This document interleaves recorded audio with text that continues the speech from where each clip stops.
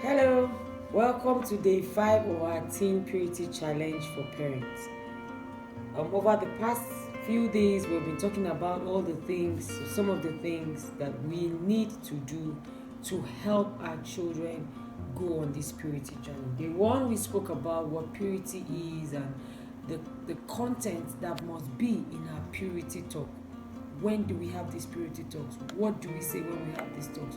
Why should our children stand for purity? All that is in day 1. In day 2, we spoke about anti-purity habits, things that they do every day, unintentionally and intentionally, that would determine whether they would walk the purity path. It could also be a great threat, just like we spoke about in day 3, media detox, another great threat to a purity lifestyle.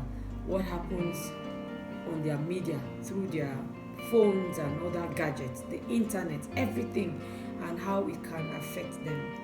Yesterday, very important, very interesting, we had the relationship talk, the dating plan.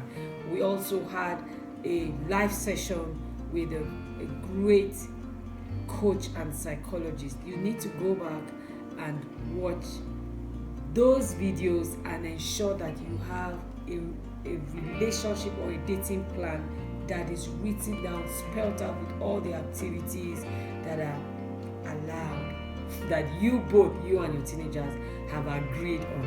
Okay, so today, very interesting, day 5, we're going to talk about our family value system.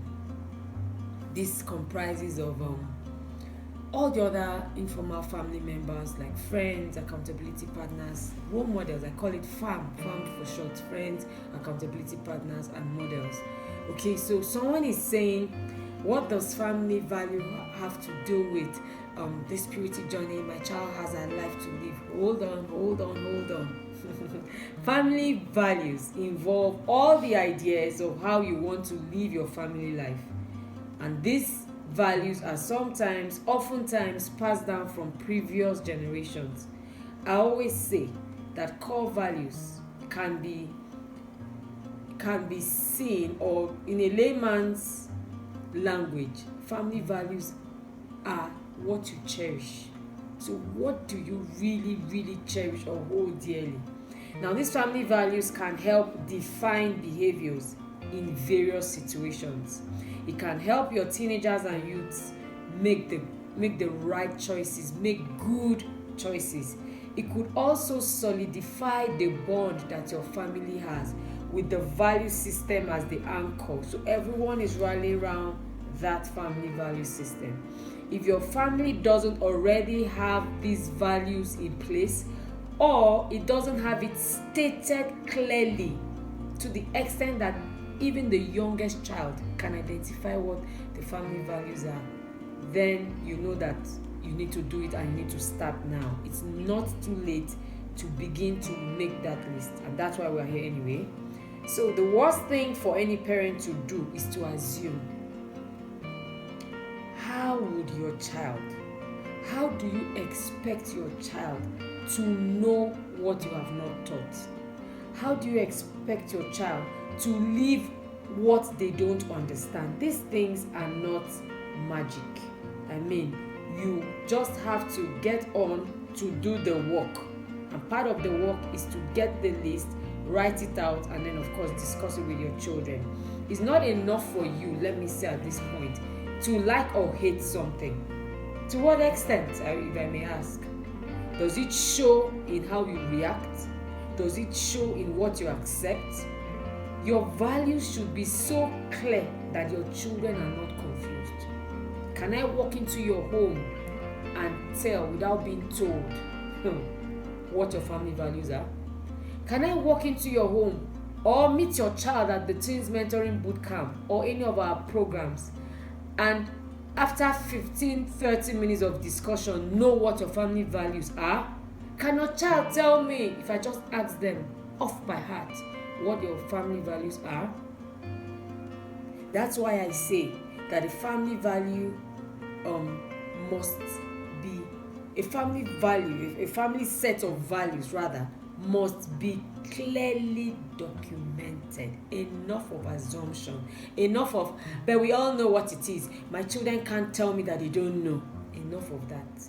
We need it clearly stated, written. I have mine framed, hanging somewhere in my parlor. So you need to have that, and I plan to also make smaller versions of it to put in my children's rooms.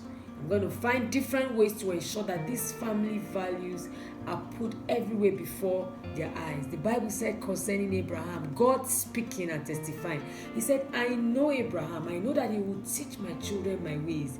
And when I did a research about the Jewish religion, that's how they bring up their children in their religion. They paste these things everywhere that the children are not confused. Okay, so these values should be written down to show what you believe, your values, your traditional values, the structure, how you want to function, roles, beliefs, attitudes, and ideas. So you see that every family's values will be different.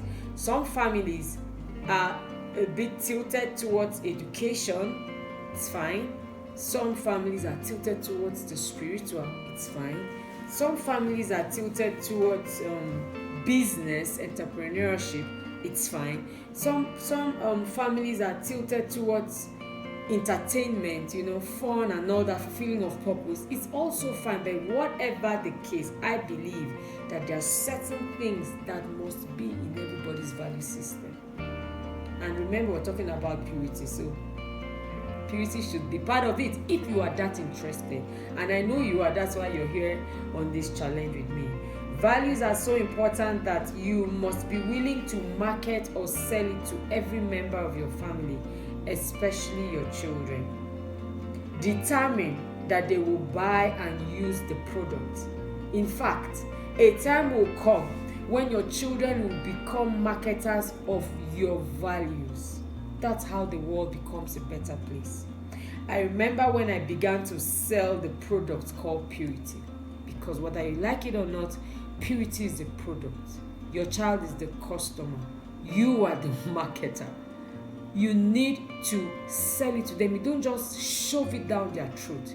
You need to present it in such a beautiful way that they desire purity.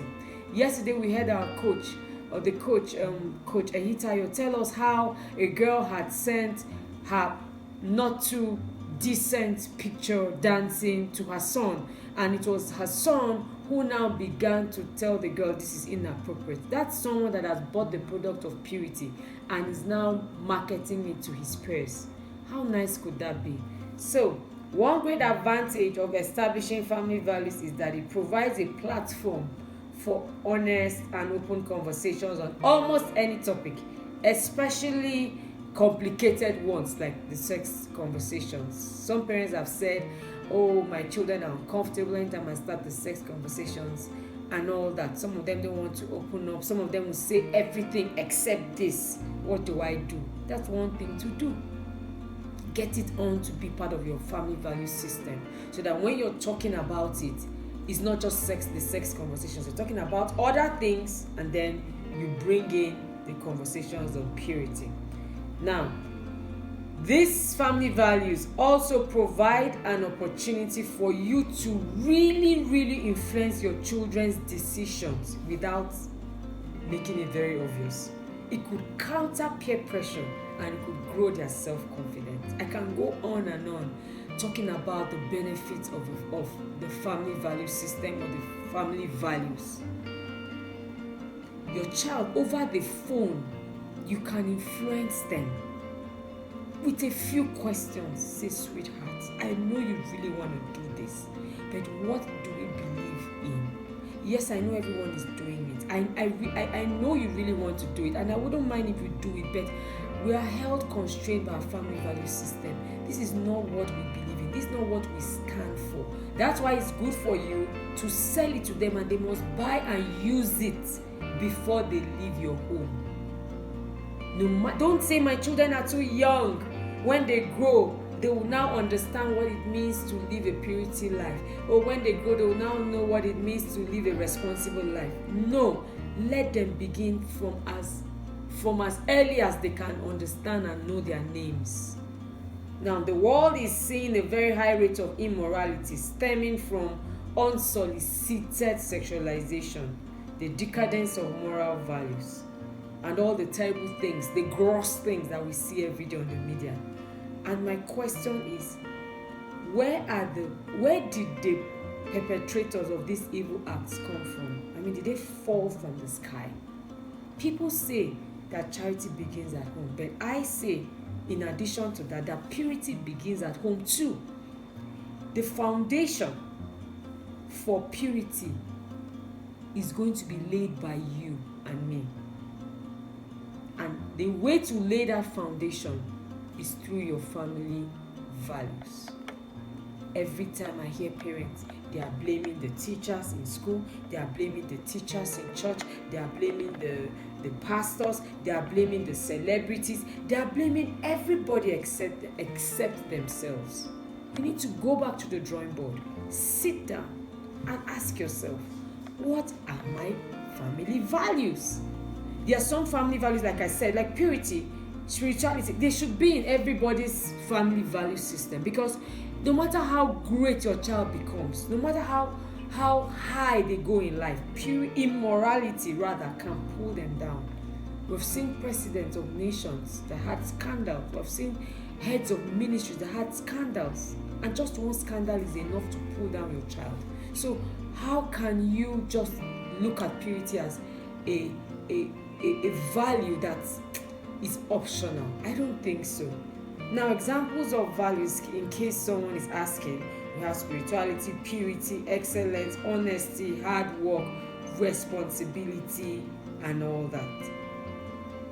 Let's go on. How can core values, or how core values can influence your child's inner circle?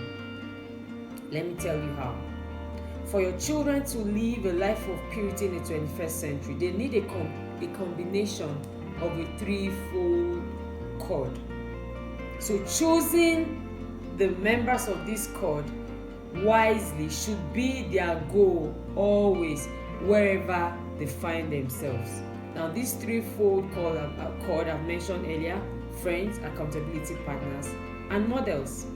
For young adults, choosing friends could be somewhat rough sometimes, because they are usually carried away by looks. Oh, this person is so beautiful, I want her to be my friend. Oh, this person talks so nicely, I want him to be my friend. Oh, this person comes from a good home. Wealth, all the physical things that they can see. But really, values should be the number one criteria for your child's choice of friends, accountability partners, and models. Keeping anyone close to them that they would be, anyone that would have their ears, they should consider the family values. The family values, your children will eventually imbibe them as their own personal values. Most of them, your children will definitely imbibe them, because that's all they really know. That's all they have grown up with. That's when the Bible says, if you train up a child in the way that he should go, he won't depart from it. Family values is one of that training. When you bring your children up to understand, it's not just talking. Many times parents feel like, oh, let's just keep talking and preaching and lecturing. No, sometimes it's some of this structure that we have in place that is the training. And so wherever your child finds his or herself, whether you are there or not, the training of what is my family, what is my value, do I believe in this thing, is stuck to them. Now, when it comes to friends, your child's friends are usually someone that is in their peer group, someone that they have something in common with, someone that they share a clear bond. No matter how hard you try, you cannot take your children away from friends. The best you can do is just to help them choose wisely. But you can complain, get upset, and try to manipulate them, try to blackmail them, and they just hold on to those friends. The reason is they have not yet truly understood what it means, or what they would do to choose a friend. Number 2, accountability partners. Accountability partners are people that your children must report to, should report to. These people help keep them on the right track. They are usually not their mates. or friends like that, but they are there in times of need. They are there for your children when they are at crossroads, when they need to say something that they can't say to you, and please, that should be fine with you. You cannot be everything to your child. No matter how hard you try.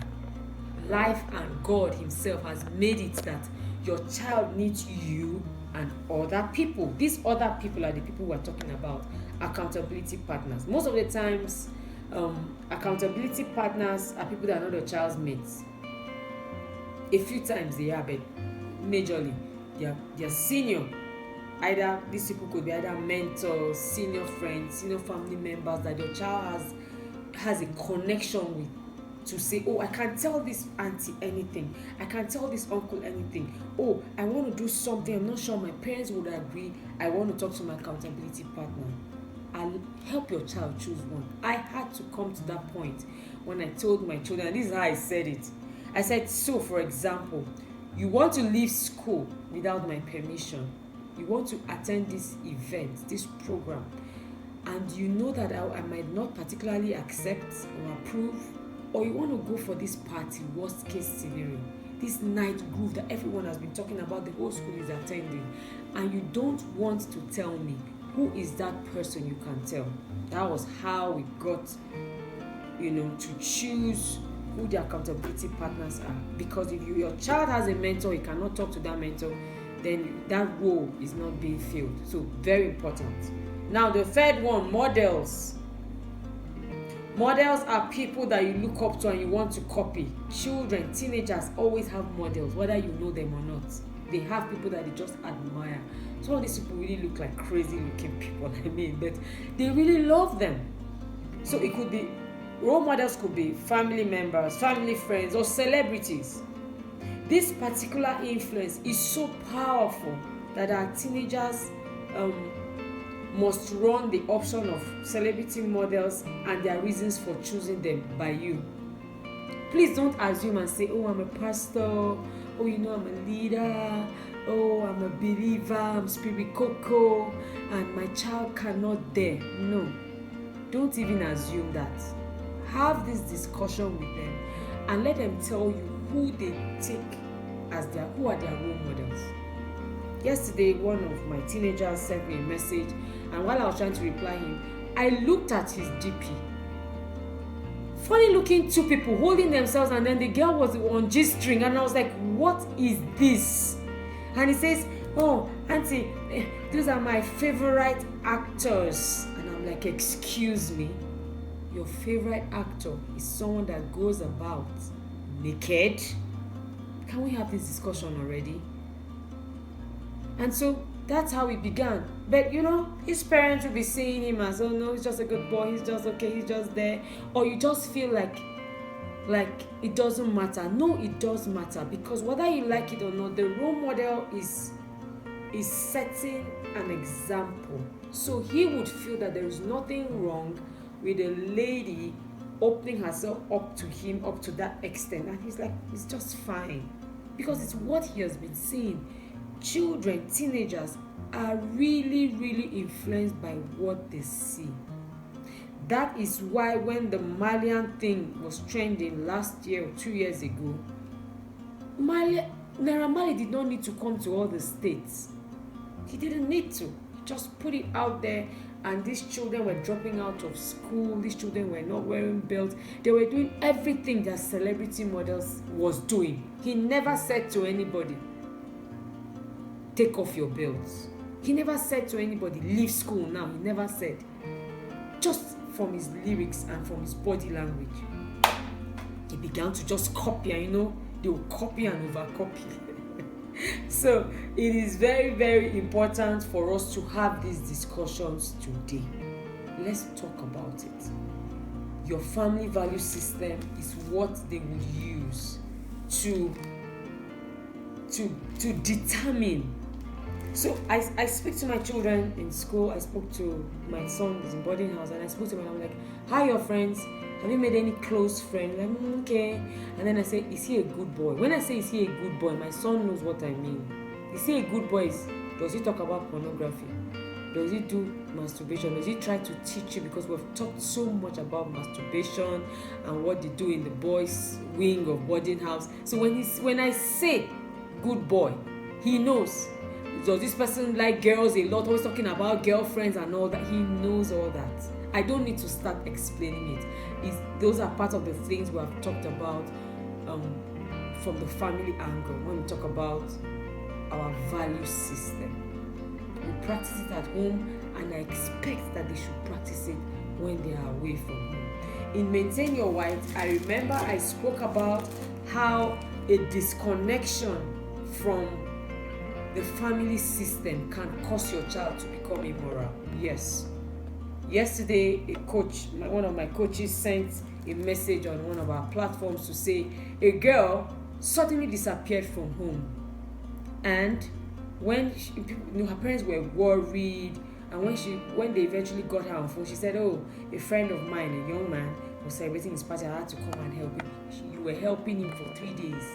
So she got back home, and while everyone was trying to say, "Okay, you're back," she just packed her few belongings and took off again for another 1 week or more.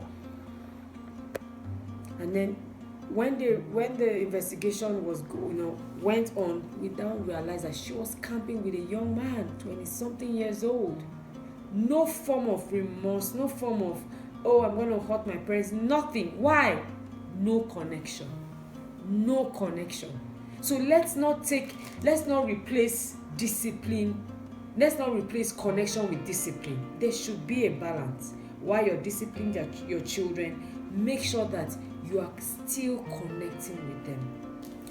Use your family values to discipline. Use your family values to correct. You appeal to their heart. I always say, ensure that when you're having arguments with your children, you don't win the argument and lose their hearts. It's better you win their heart and lose the argument. Yeah. So talk to them coming from that angle. "Son, I heard you did this. What do we believe as a family?" By the time you're done, you don't need to say to your child, "What do you say?" By himself, he would understand that he has just gone against your family values. So, what's our challenge for today? Discuss and write down what your family values are. And the way to do it is to just think about randomly what are maybe 10 things, 15 things that you know you really like. And then you now start cutting it down. You need like 5, 7, depending on you, set of values. Let everyone have a copy of this value. And please, when you're doing the family values, you can get your children involved. Daddy, mommy, children, everyone say, "Okay, no, let's add this, let's take this out. Oh, this and this mean the same thing." Let it be something that everyone does so that they can be committed to it. Now, you must also today discuss who your child's mentor and accountability partner is. I don't want any assumptions. So off by heart, I can tell you who my children's mentors are. I'm a teen mentor, but remember, I cannot be everything to my child. They have their accountability partners who question them occasionally and say, "Yes, why did this happen? Why did you do this?" And they're even looking for, they revere their mentors, and they're looking for how to, meet up with their expectations. Unlike your parents, sometimes they're just like, "Mommy, your own is too much. Daddy, you're overdoing it." But they can't do that with their mentors. So it's very important that today you agree. Today is a good day to agree on who your children's accountability partners are. This is someone, like I said, that they should be willing to share anything with. Now, finally, you can run through who your children's friends are again. Who are the celebrity models? Just to be sure. You're not doing it to say, "Look, I'm going to force you now. I command you to drop these celebrity models now. I command you to break up with these friends. Leave that group." That's not what the aim is. The aim is just for you to point out, to help them see reason that I don't think, if you ask me, I don't think that this person or this group of people would be positive influences for you based on the fact that their values are not our type of values. Very easy conversation, and then just watch your child make the switch. without argument, without fight, without struggles. Okay, so thank you so much and see you tomorrow. It will be day 6.